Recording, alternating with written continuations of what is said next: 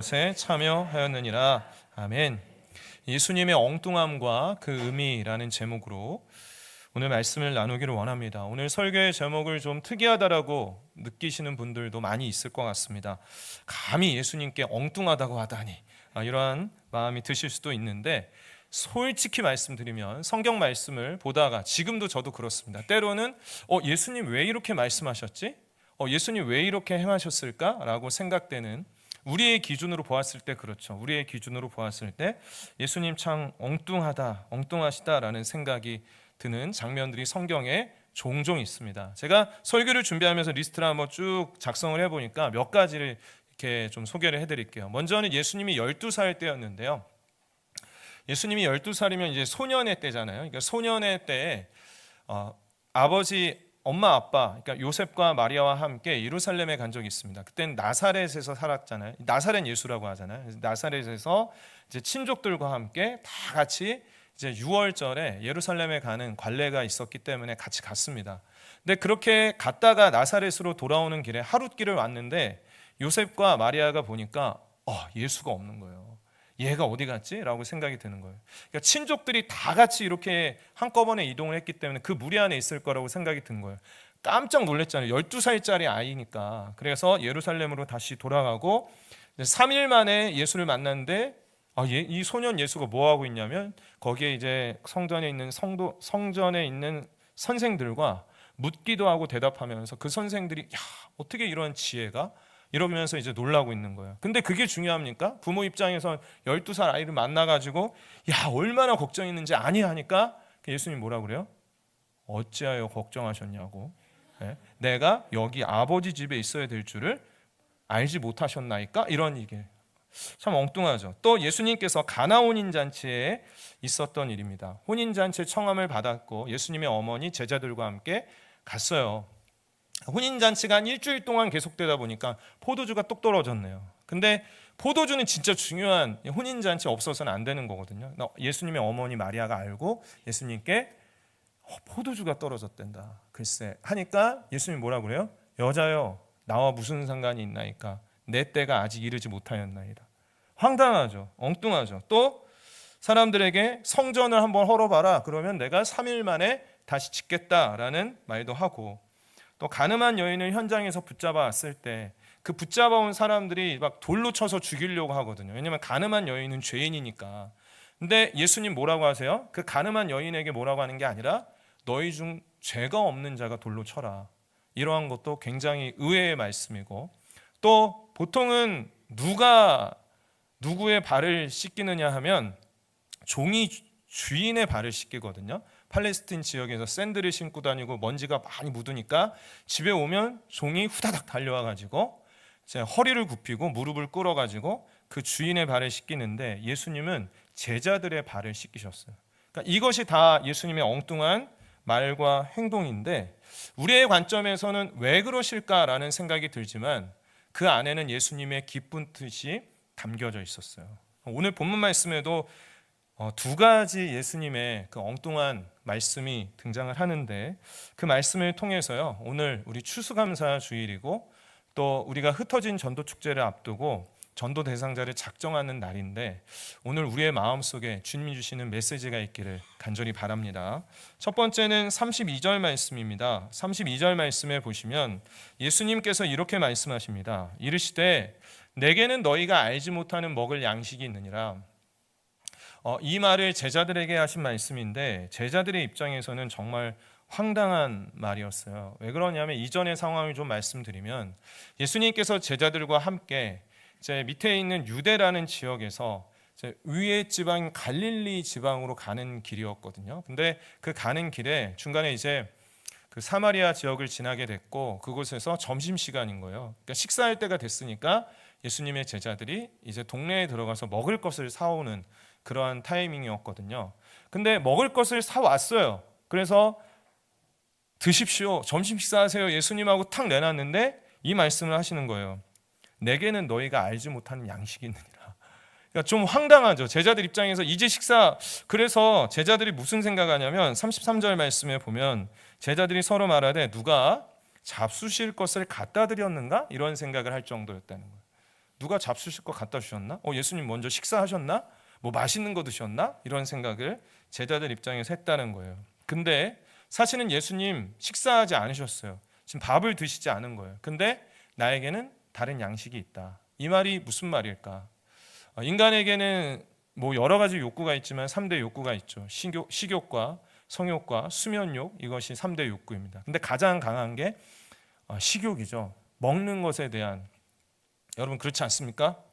저만 그런가요? 예. 그런데 그 먹는 것에 대한 그 욕구, 그러니까 예수님께서는 무슨 말씀이냐면, 나에게는 너희가 알지 못하는 양식이 있다는 건 뭐냐면, 나는 밥보다 더 기쁜 게 있어. 밥 먹는 것보다 나는 먹지 않아도 지금 배불러, 이런 말이에요. 자녀들이 맛있게 먹는 것을 볼 때 엄마 아빠 입장에서 야, 나는 엄마 아빠도 드세요라고 하면, 물론 이제 보통은 말을 그렇게 잘 안 하지만, 나는 너희들 먹는 것만 봐도 배부르다, 이 말은 무슨 말입니까? 솔직히 배고프죠, 엄마 아빠도. 근데 아이들을 내가 지금 배고픈 것보다 아이들이 맛있게 먹고 아이들이 행복해하는 게 더 소중하니까, 먹는 문제보다 더 그게 귀하니까 그런 표현을 하는 거잖아요. 그러니까 예수님께서도 먹을 것을 딱 가져왔을 때 제자들이 예수님 식사하세요라고 했을 때 나에게는 다른 먹을 양식이 있다라고 하는 건 뭐냐면, 예수님이 당장 지금 밥 먹는 것보다 더 만족하고 기뻐하는 일이 있으셨다라는 거예요. 그 상황이 어떠한 상황이 있냐면, 예수님께서 누군가를 만나셨어요. 제자들이 음식을 구하러 갔을 때 누구를 만났어요. 사마리아 여인인데, 요한복음 4장 7절과 18절 말씀에 보면 그 여인은 사마리아 여자였다라고 했고요. 그 여인에게 이제 우물가에서 물 좀 달라라고 하고요. 그 여인은 또 어떠한 여인이었냐면, 남편 5이 있었고 지금 있는 자도 내 남편이 아니다라고 하는 것을 보아서 남편이 이제 5번이나 바뀐 여인입니다.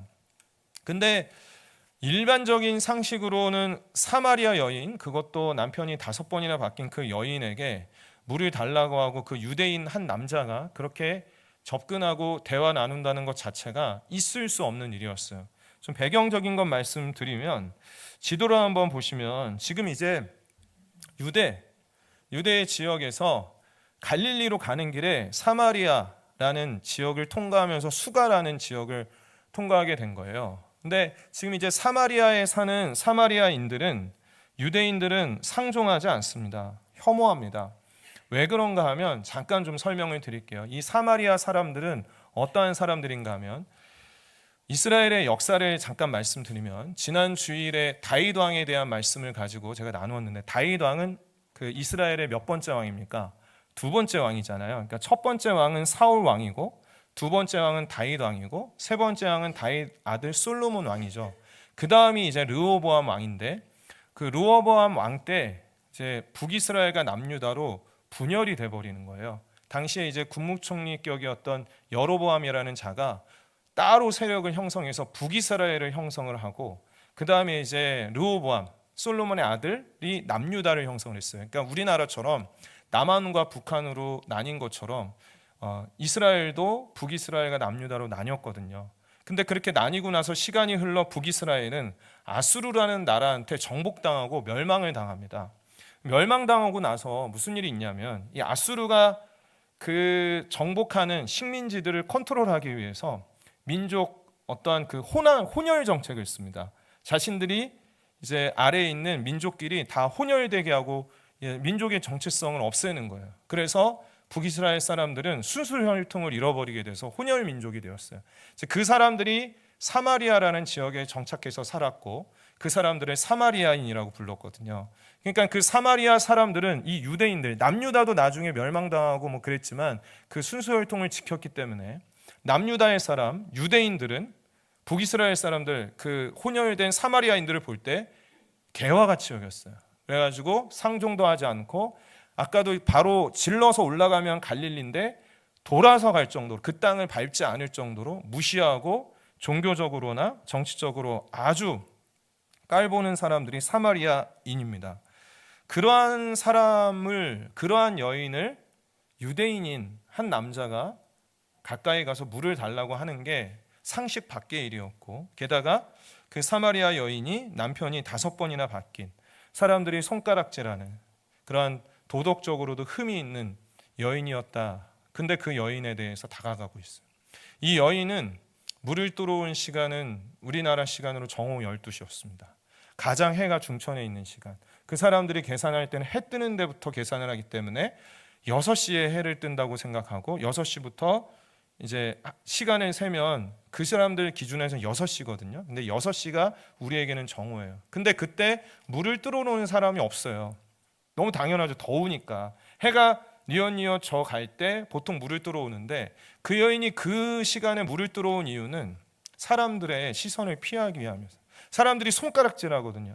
저 사람, 저 여인 남편이 5번이나 바뀌었다며 라는 그 여인이 그 땡볕에 물을 기르러 왔을 때 예수님을 만나게 되었습니다. 그리고 물을 좀 달라라고 하면서 대화를 청하십니다. 그 사마리아 여인도 너무 의외로 여깁니다. 어찌하여 유대인인 당신이 나에게 말을 거십니까? 라고 이야기를 합니다. 그런데 여러분, 예수님께서 왜 그 우물가의 그 여인 그냥 지나칠 수도 있었고 지금 그 갈릴리로 그냥 도시락 드시고 물 마시고 그냥 가셔도 되는데 왜 이 사마리아 여인을 만나시고 대화를 나누시고 있을까? 왜 그 여인에게 가서 물을 달라고 하고 있을까요? 그 이유는 무엇인가 하면 예수님께서 그 여인, 그 사마리아 여인의 안에 영혼의 목마름을 보셨기 때문에 그렇습니다. 그 영혼의 목마름이 보였습니다.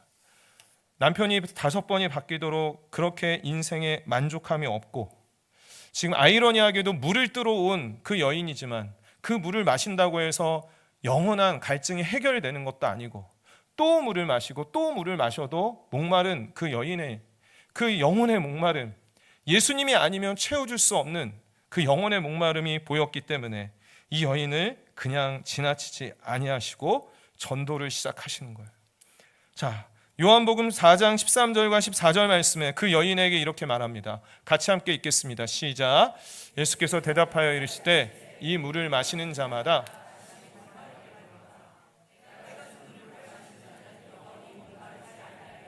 내가 주는 분은 그 속에서 영생하도록 솟아나는 샘물이 되리라. 그 사마리아 여인에게 너 지금 우물에 물 들어왔지? 근데 이 물을 마시면 또 목마르잖아. 너가 인생에 얼마나 목마른 그런 인생을 살고 있니? 얼마나 만족이 없고 기쁨이 없는 그러한 삶을 살아가고 있니? 그런데 지금 내가 주는 이 물을 마시면 영원한 생명을 마시면 영원히 목마르지 않게 될 거야. 여러분, 우리는 이 세상을 살아갈 때 우리의 목마름들이 있습니다.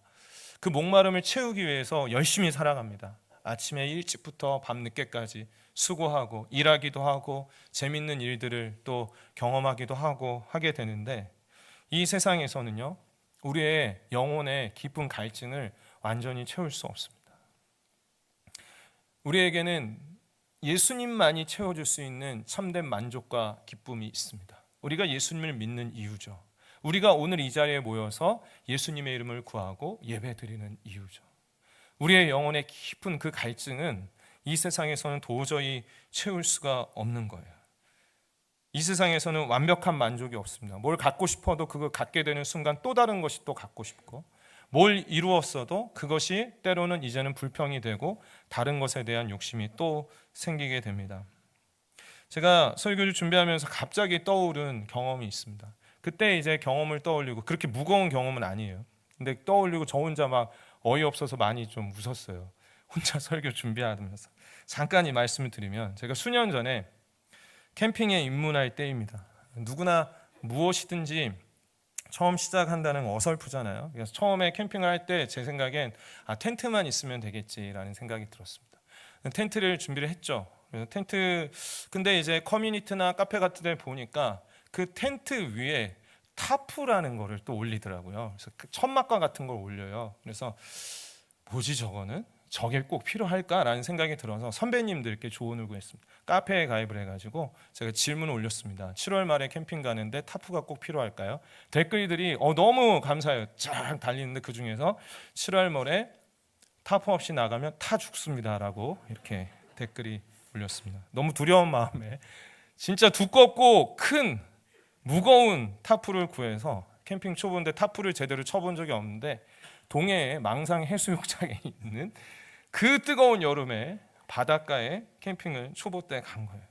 근데 이 타프를 치는데 아내와 함께 더워 죽는 줄 알았습니다. 뜨거운 열, 밑에는 지열이 올라오고 바람이 바닷가로 엄청 쐬는데 타프를 치는데 2-3시간 동안 엄청 고생했거든요. 그래서 빨갛게 잃고 살갗이 막 다 벗겨지면서 그렇게 했는데, 그래도 고생하고 어찌어찌 저녁을 먹고 눈앞에 이제 바다가 보이고 낭만이죠. 그래서 참 좋았다라는 생각이 들면서, 그리고 딱 타프를 보니까 너무 든든해요. 너무 좋아 보이고, 그런 마음을 가졌는데, 좀 있다가 저 밝은 빛 큰 SUV가, 하얀색 SUV가 큰 캐러반을 몰고 제 옆자리로 오는 거를 보았어요. 그래서 딱 와서, 그건 캐러반을 리모컨으로 그냥 주차를 하더라고요. 몇 분 만에 그냥 딱 주차를 하는데, 그 안에는 환한 빛, 에어컨, 시원한 에어컨, TV를 보면서 엄마는 막 웃으면서 요리를 하고 아이들은 재밌게 놀고, 그런 모습들이 딱 보이는데, 그때 제 타프를 보니까 난민촌인 거예요. 그 옆에는 난민이 있는 거예요. 제 아내와 아이들이 너무 불쌍해 보이는 거예요. 한순간에 정말 만족스러웠던 그 만족이 한순간에 불평과 비참함으로 변했습니다. 좀 가벼운 예일 수 있지만 여러분, 이 세상에서는 만족은 끝이 없습니다. 제가 도곡동 쪽에 사역한 적이 있는데, 타워팰리스 사시는 분들은 물질에 대한 염려가 없는 줄 알았는데, 기도 제목이 대부분 다 물질에 대한 기도 제목, 가정에 대한 또 기도 제목들을 내놓으실 때 깜짝 놀랐어요. 원하는 학교나 원하는 직장에 가도 그 다음에 또 불만족이 생깁니다. 이 세상에서 정말 완벽한 만족은 없습니다. 한번 질문 드려보겠습니다. 여러분은 여러분의 인생 속에서 참된 만족을 누리고 계신가요?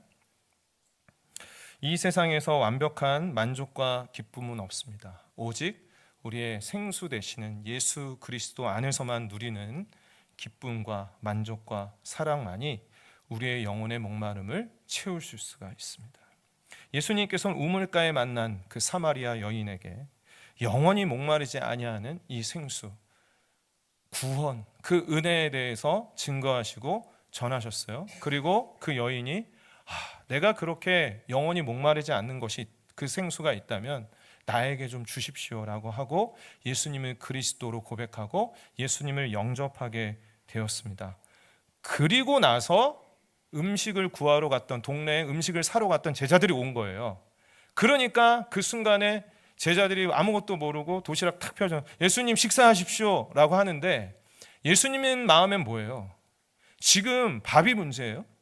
지금 이 사마리아 여인이, 인생에 목마르고 정말 목말라 죽을 것 같은 이 여인이 예수님을 만나고 구원받게 되었으니 밥을 먹지 않아도 너무 배부른 거예요. 이 밥 먹는 게 문제가 아니라 이 여인이 하나님 앞에 돌아왔다는 것만으로도 예수님에게는 너무나도 기쁜 일이 된 것이죠. 그러면서 제자들에게 이렇게 이야기하십니다. 34절 말씀에 예수께서 이르시되 나의 양식은 나를 보내시는 이의 뜻을 행하며 그의 일을 온전히 이루는 이것이니라. 내가 밥 먹는 것보다 더 소중한 게 있는데, 나를 보내신, 이 땅에 보내신 하나님 아버지의 뜻을 행하는 게 나에게 있어서는 사명이고 나에게 있어서는 밥보다 중요한 문제다. 나에게 사명이다 라고 합니다. 하나님의 뜻이 무엇입니까? 요한복음 6장 38절부터 40절까지의 말씀을 보면, 내가 하늘에서 내려온 것은 내 뜻을 행하려 함이 아니요 나를 보내신 이의 뜻을 행하려 함이라. 예수님이 그 하나님의 뜻을 행하기 위해서 이 땅에 오셨어요. 창조주이신 그 창조주와 동일하신 예수님이 피조물의 옷을 입고 오신 이유는 뭐냐? 하나님의 뜻을 이루기 위해서. 그럼 그 뜻이 무엇입니까? 39절 말씀에 나를 보내신 이의 뜻은 내게 주신 자 중에 내가 하나도 잃어버리지 아니하고 마지막 날에 다시 살리는 이것이다. 영혼 구원이 하나님 아버지의 뜻이다. 그리고 40절 말씀에 내 아버지의 뜻은 아들을 보고 믿는 자마다, 예수님을 믿고 믿는 자마다 영생을 얻는 것, 이것이 바로 내 아버지의 뜻이다. 그리고 그 아버지의 뜻을 행하는 것이 나의 인생에는 양식이다. 밥보다 더 중요한 사명이다. 복음을 증거하는 일이다. 그러니 나에게는 너희가 알지 못하는 양식이 있다. 나는 지금 밥을 먹지 않아도 배부르다. 지금 이 잃어버린 영혼, 이 사마리아 여인이 주님 앞에 돌아오고 이제는 영원한 목마름이 없이 살아가게 될 텐데 이게 나에게는 더 소중하다라고 이야기하면서 예수님께서 제자들에게 나는 너희가 모르는 양식이 있다라고 하셨습니다. 그리고 그 이어서 하시는 말씀이 35절 말씀입니다. 35절 말씀 같이 한번 읽겠습니다. 시작. 너희는 넉 달이 지나야 추수할 때가 이르겠다.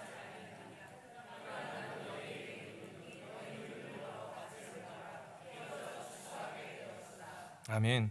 예수님이 말씀하셨는데 이것도 너무 엉뚱한 말씀이에요. 왜냐하면 눈을 들어서 한번 밭을 봐라 라고 해서 밭을 보면 야, 밭이 휘어졌지 않았냐, 그러니까 황금 들녘이지 않느냐, 지금 낫을 갖다 대기만 하면 그냥 다 추수할 것 같지 않으냐, 자 밭을 봐라 라고 하는데 실제 그 당시에는 추수기가 아니라 파종기였던 거예요.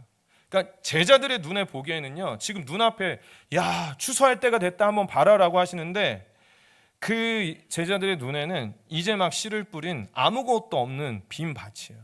근데 예수님 추수하라는 거예요. 이것도 상당히 이해가 되질 않아요. 근데 거기에는 영적인 의미가 담겨져 있습니다. 그 밭은 무엇을 의미하냐면 사마리아 땅의 영혼들을 의미합니다. 이 사마리아는 아까 말씀드렸지만 사마리아 영혼들은, 유대인들은 이렇게 생각해요. 그들에게 뭐 구원이 있겠어? 그들이 어떻게 구원을 받아? 그들이 어떻게 하나님을 나의 하나님이라고 불러? 어림없지라고 생각되는 그 사마리아 여인들이에요. 그러니까 지금 이 사마리아 영혼들을 볼 때 유대인들, 제자들은 그들이 뭐가 구원이 있겠어? 그들 아직 멀었어. 불가능해 라고 생각되는, 그것도 추수할 때가 아니라고 생각되는 그러한 생각을 가지고 있는 걸 예수님이 아시고 그 패러다임을 깨고 이 사마리아 영혼들을 한번 봐라. 너희들의 관점에서는 혼혈되어 있고 종교적으로 그렇게 더러운 자들이라고 얘기하지만 내 눈에는 그들이 추수할 영혼으로 보인다. 구원받을 영혼으로 보인다. 라고 이렇게 예수님이 하시는 말씀이 너희 눈을 들어 밭을 보라. 휘어져 추수하게 되었도다. 라는 말씀이에요. 그러니까 완전히 상식을 뒤엎고 절대로 안 될 것 같은, 복음을 받지 않을 것 같은 그 사마리아 여인들을 향해서 우리가 나아가자라고 예수님이 말씀하시는 거죠. 실제로 그 우물가에서 전도한 그 사마리아 여인이 내가 만난 예수님을 말하고 다니기 시작을 했고 무슨 일이 일어나게 되었냐면 요한복음 5장 39절 말씀에 보면 여자의 말이 내가 행한 모든 것을 그가 내게 말하였다 증언하므로 그 동네 중에 많은 사마리아인이 예수를 믿는지라. 할렐루야. 이 사마리아 여인이 예수님을 믿고 그 목마름, 영적인 해갈을 경험하고 나니까 예수님을 증거하게 되고 그 사마리아 영혼들이 예수님을 믿게 되는 역사가 일어나게 되었습니다. 그러니까 예수님의 눈에는 지금 이 사마리아 여인 한 영혼에 대한 소중한 눈으로 바라보고 계실 뿐만이 아니라 지금 사마리아 지역뿐만이 아니라 그 사마리아 지역을 넘어서 복음이 계속해서 증거되고 땅끝까지 복음이 증거될 것까지도 예수님은 보고 계셨던 거예요. 지금 유대인들의 관점에서는 그냥 예루살렘 정도, 유대 정도 구원이 있을 것 같고 그 안에서만 복음을 전해야겠다, 전도해야 되겠다라는 생각 정도밖에 없지만 예수님은 예루살렘과 온 유대와 사마리아와 땅끝까지 복음이 증거되는 것까지도 예수님은 보시고 야 추수할 때가 됐다, 영혼을 추수하자, 복음을 전하자라고 하고 있습니다. 그래서 승천하실 때 이렇게 말씀하셨습니다. 사도행전 1장 8절 말씀에 오직 성령이 너희에게 임하시면 너희가 권능을 받고, 함께 읽습니다. 예루살렘과 온 유대와 사마리아와 땅끝까지 이르러 내 증인이 되리라 하시니라. 아멘. 한번 그림을 한번 그려보았는데요. 그림을 보시면 예루살렘에서 시작을 해서 온 유대와 사마리아와 땅끝까지 이르러 계속해서 복음이 증거될 것이다. 여러분 그렇게 되었습니까? 지난 2000년 동안 예수 그리스도, 영원한 생명의 생수의 근원 되시는 예수님이 예루살렘과 온 유대와 사마리아 땅끝까지, 이곳까지 이르게 된 것이죠. 그래서 우리의 관점은 두 가지를 같이 보기를 원합니다. 첫 번째는 이 사마리아 여인을 예수님이 보시고 지나치지 않으셨듯이 우리의 전도 대상자와 진짜 영혼을 목말라 하는 우리 주변의 가족들과 지인들을 바라보길 원합니다. 그 사마리아 여인은 그냥 지나치지 뭐 사마리아 여인인데 뭐 구원이 있겠어라고 생각하지 아니하시고 예수님이 그 영혼을 바라보셨잖아요. 그리고 어때요? 예수님은 밭이 휘어져 추수하게 되었도다. 땅끝까지 복음이 증거될 것이다 라는 또 하나님의 큰 그림을 예수님은 보고 계셨죠. 우리 흩어진 화평 공동체, 우리 성도님들이 바로 한 영혼을 바라보고 또 세계 인류에 대한 구원의 역사를 함께 바라보며 마음의 그 사명을 품게 되기를 간절히 원합니다. 그런데 여러분, 우리가 이 시대를 바라볼 때, 이 세대를 바라볼 때, 이 밭이라고 생각을 했을 때 이 밭이 추수할 만하게 그냥 눈에 보일 때 그냥 낫만 갖다 대면 영혼 구원을 막 거둬들일 것 같은 상황 중에 있는가? 아니면 빈 밭과 같은 그러한 상황인가? 솔직히 현실은 빈 밭과 같죠. 우리의 눈에 보이는 현실이 그렇다라는 거예요. 신뢰할 만한 목회 데이터 연구소라는 그러한 기관이 있는데요. 거기서 이제 2024년 작년에 내놓은 결과인데 2050년까지 기독교 인구 추이를 예상을 했습니다. 2024년부터 시작해서 저 끝에는 잘 그냥 보이시면 맨 끝에는 2050년까지 기독교의 인구가 점점점 이렇게 될 것이다. 지금은 828만 명이지만 25년 뒤에는 560만 명, 약 한 3분의 1로 줄어들게 될 것이다라는 결과를 냈는데 우리나라에 있는 15개의 어떤 교단 2001년부터 2023년까지의 그런 추이들을 다 조사하고 면밀하게 또 사회의 어떤 인구의 통계나 이런 것들을 계산을 해서 그렇게 계산을 했고 지금 한번 방금 보여주신 거 보시면 이것은 연령대별로 진한 주황색은 어린이 청소년이에요. 근데 생각보다 줄어들지 않아요. 한 지금 14%에서 12%로. 근데 2030 세대가 26%에서 16.7%로 줄어들 것이다. 4050 세대가 하늘색인데 거기에서도 이렇게 될 것이다. 또 이제 60세 이상이 지금은 28.9%의 성도를 차지하고 있는데 그때는 43.9%가 될 것이다. 그러니까 유럽의 어떠한 교회의 현실이나 이러한 현상들, 저는 이 통계가 될 거라고 믿지는 않습니다. 그러나 우리의 눈에 보이는 현실이 이렇다라는 것입니다. 기독교에 대한 반감이 있고 또 복음을 받아들이기 어려운 그 포스트 모더니즘 같은 어떤 절대적인 진리를 추구하는 시대가 아니라 나의 해석과 내 믿음을 더 중시하는 시대가 되었기 때문에 바른 진리, 하나님을 구하는 세대가 아니기 때문에 우리의 눈에 보기에는 빈 밭과 같아요. 우리의 전도 대상자들을 찾아보려고 하면 잘 안 될 것 같아요. 사마리아 사람들 같아요. 그러나 예수님은 무엇까지 보셨어요? 온 유대와 사마리아와 땅끝까지 이르러 증인이 될 것이다. 그러면 우리 성도님들이 왜 전도하지 않는가? 전도하지 않는 이유에 대해서도 다른 이제 설문이 있더라고요. 거기서 보면 전도하지 않는 이유, 잘 보이실지 모르겠지만 제가 설명해 드리면 주황색이 성도님들이 가장 전도하지 않는 이유가 뭐냐면 전도할 용기가 없어서 못하겠다. 그리고 아직 전도할 만한 신앙 수준이 안 된다라고 생각하거나 신앙인으로서 모범적인 삶을 살지 못해서 이렇게. 근데 목회자가 생각을 할 때는 왜 성도님들이 전도하지 않을까? 저기서 보면 전도에 대한 관심이 없어서라고 생각하는데 전도에 대한 관심은 우리 성도님들이 있는데 전도할 용기가 없고 내가 전도할 만한 자격이 되나? 내가 그런 수준이 되나라는 생각을 가지신다라는 거예요. 근데 여러분, 우리가 전도할 때 두려움을 내려놓을 필요가 있습니다. 두려워하지 마세요. 이게 아니라 오늘 말씀 안에서 그렇게 말씀하고 있습니다. 36절 말씀에 보면 거두는 자가 이미 싹도 받고 영생에 이르는 열매를 모으나니 이는 뿌리는 자와 거두는 자가 함께 즐거워하게 하려 함이라. 우리가 전도를 할 때 어떠한 사람은 뿌리는 자가 될 수 있고 어떠한 자는 거두는 자가 될 수 있습니다. 뿌리는 자는 복음을 열심히 정했는데 지금 뭐 새싹도 안 나와요. 그러니까 답답하죠. 막막합니다. 내가 전도한 거 맞을까라는 생각이 들 수 있고 또 어떤 경우에는 정말 그냥 이렇게 다가갔는데 교회에 나오겠다고 하고 그러면 거두는 자로서의 사명을 감당한 거죠. 그런데 씨를 뿌리는 자나 거두는 자나 이미 삭을 받았다. 결과에 따라서 우리가 전도하겠습니다 하고 결과를 못 얻었다고 해서 너 왜 그랬어? 라고 하시는 것이 아니라 그냥 복음을 전하고 예수님을 소개하고 한번 시도하는 것 자체가 이미 삭을 받은 전도에는 실패가 없어요. 왜냐하면 하나님께서 뿌리는 자로 거두는 자로 어떻게 우리를 사용하실지 모르기 때문에 그렇습니다.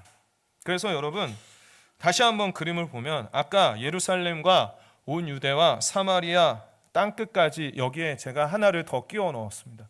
우리 원흥에 있는 흩어진 화평교회는 저 위치에 있습니다. 하나님의 시간 안에서 복음이 증거되고 있습니다. 사마리아를 넘어 땅끝까지 가고 있는데 중간에 우리 흩어진 화평교회도 있습니다. 저희 건물에 보면 십자가가 꼬부라져 있고 저기 이제 파란 십자가가 보이시는지 모르겠는데요.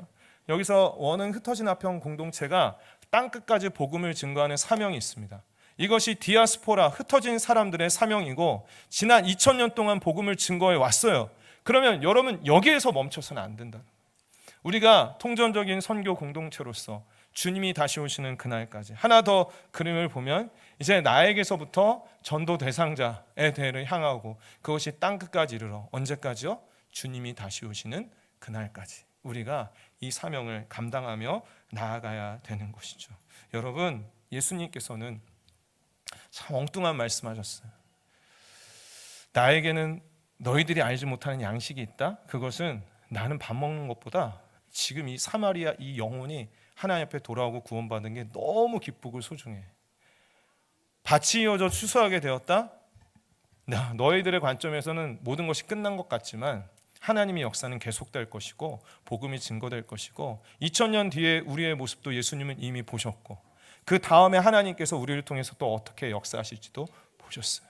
여러분, 우리에게 주신 이 사명, 예수님의 마음을 품고 정말 우리에게 그러한 마음을 부어주시기를 간절히 소원합니다. 함께 기도하겠습니다. 기도할 때